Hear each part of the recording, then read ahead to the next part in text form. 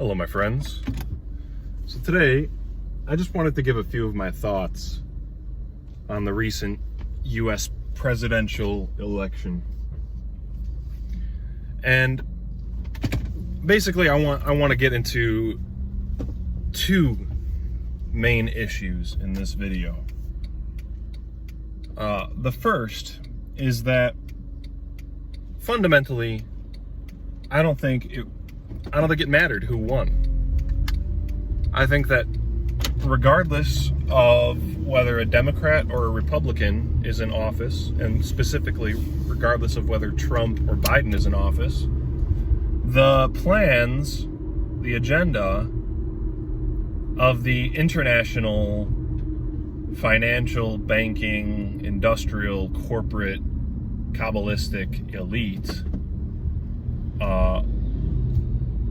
would continue. And this is, I think, shown by history. If you study history, if you look at who has been in power over the past 100, 150 years, and then specifically the last 60, 70, 80 years, the plans of this international elite have steadily and more recently rapidly been put into effect. So it doesn't matter who won. The second main point is that although I believe that it doesn't matter who won, there is an interesting fact of the matter, which is that the divide, the two separate spheres or poles of American society that have been pit against each other by this recent election, and more broadly by the divide between the Democrats and Republicans, is a real divide. I think that it is a real split, a meaningful split in society that is quite old, possibly as old as civilization itself. And I'll come back to that after returning to my first point. So, how do I know that it doesn't matter whether Trump or Biden won? Because it does seem like there's a lot of people who have sort of, in my opinion, bought in to the illusion that was created about Trump, which is that, he's a white supremacist, he has white people's interests at heart, he doesn't care about non-white people, he wants to deport every immigrant and stop immigration, he wants to ban Muslims, he's all these sorts of things that made Trump appear more attractive to the sort of more nationalistic leaning white people who are proud of their heritage, proud of their culture, and don't want to be replaced.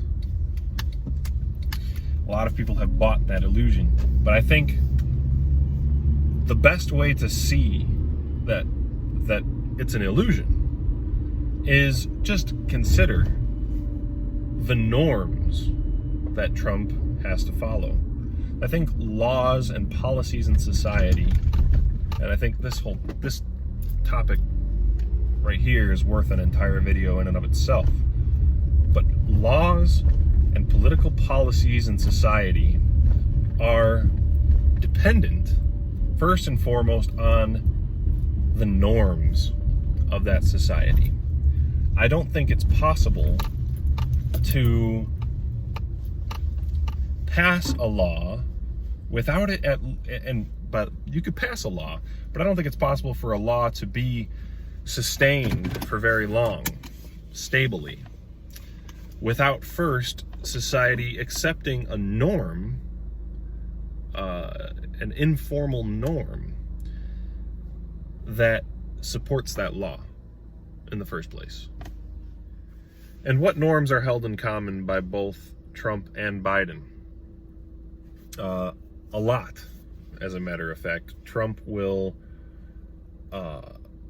completely deny that he is anything resembling or anything that could be construed as a racist or an anti-Semite, which basically just means that he will not fight for our people. He will not advocate for our people's preservation.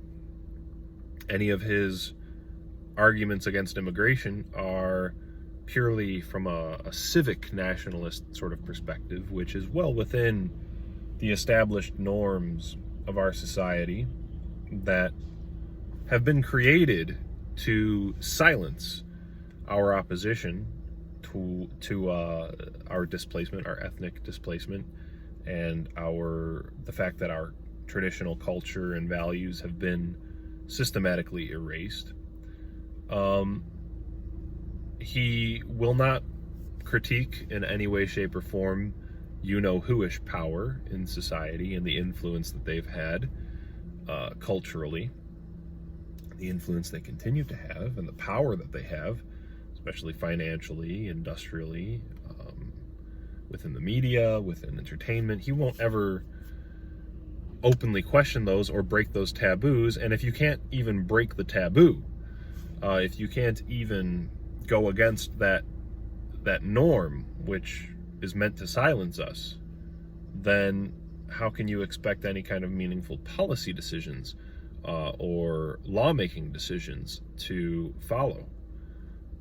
So when both parties are well within the Overton window, so to speak, the established norms of so-called humanity, of so-called human decency that have been created by those who are in power to silence any kind of genuine, fundamental, meaningful opposition to the cultural and political revolutions that have taken place over the last 100 years, and that have been accelerated significantly in the past 60, 70 years, like I said earlier. How can you expect there to be any kind of real, genuine political opposition from them? So that's what I think about this whole two-party system and the fact that both sides are still kosher, that it doesn't matter who won. And the next thing that I mentioned, the next main point that I mentioned, was how, regardless of that, there's still a genuine and I think significant divide that is being utilized by the Republican versus Democrat dichotomy. Just like, when you want to split a log or cut through a wooden block, you want to go with the grain. There's still a genuine split between two different broad groups of people in society. And I think, as I mentioned earlier, that this divide is just about as old as civilization itself. And that divide is between the urban dwellers and the non-urban dwellers. The farther away you get from a city, the more extreme it gets. But in general, even suburban, exurban, and rural people, they're all within sort of a group together, as opposed to the urban dwellers. And these two different types of people have two different types of interests, two different sets of interests and values and cultures. And I think that this divide you could see it on the map when you look at, for example, which counties or which precincts voted for Trump versus Biden.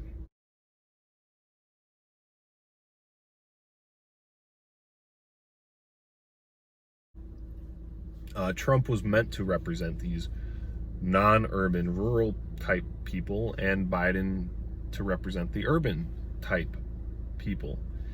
And I think that the fact of the matter is that the the rural people in America, in general, still have roots or are still connected with a value set that is really quite ancient and more, I think, closer to the traditional value set that our people had in general just a few hundred years ago, when most people were non-urban dwellers, when most people had land of their own and lived outside of cities.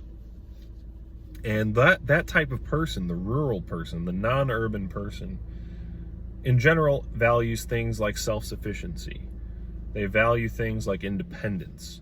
They value things like being able to work hard, being able to get your hands dirty, being able to take care of yourself. They value things like family as their main social unit. Their fundamental social unit is the family. And then it connects also with notions of tribe, of your local neighbors, and of people who look like you and act like you. They trust those kinds of social units, whereas the urban dweller has always been more cosmopolitan, more disconnected from those sorts of values that are related to your local environment and the local customs. And that divide is, like I said, very old.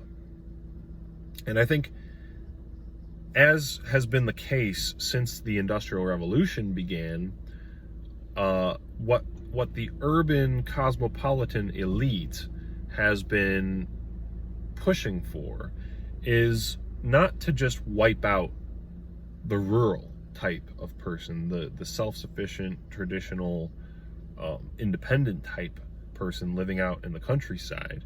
They don't want to just wipe them out. They want to absorb them. They want the world to be a city, so to speak. They want to bring everyone, corral everyone into a high density area, a high density population area, where everyone is sort of dependent upon a system that has been created centrally. That's another difference between the urban versus the rural, is that the urban dweller has always lived under a system of centralized elite planning. If you go back even to the most ancient cities, they have been planned. Cities in general have been centrally planned by a group of intellectual elites that come to sort of control the system as a whole.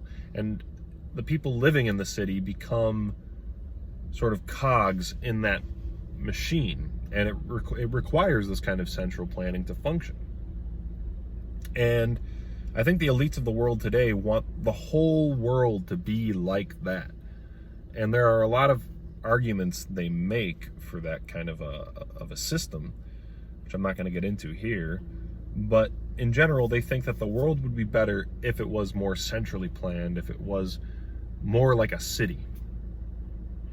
And the rural person, on the other hand, has always been more scattered, more independent, like I said, less central planning. And that divide is what's being sort of exploited in the Democrat versus Republican divide. And I think that what we're seeing today is really the last gasp of the rural people trying to throw off the yoke of the cosmopolitan urban elite. And the urban elite wants these rural type, these non-urban types, to be replaced with a more centrally planned system that replaces them. Big corporate agriculture rather than local agriculture. big corporate livestock rather than local livestock. And that is happening more and more today. You see most of the food that people eat, it used to be the case that rural people had some degree of power and autonomy because they were depended on. You needed these rural people to produce food, because people in the city can't produce their own food in general. So you needed the rural people to produce the food. But now that's sort of been made obsolete by big corporate agriculture and livestock production.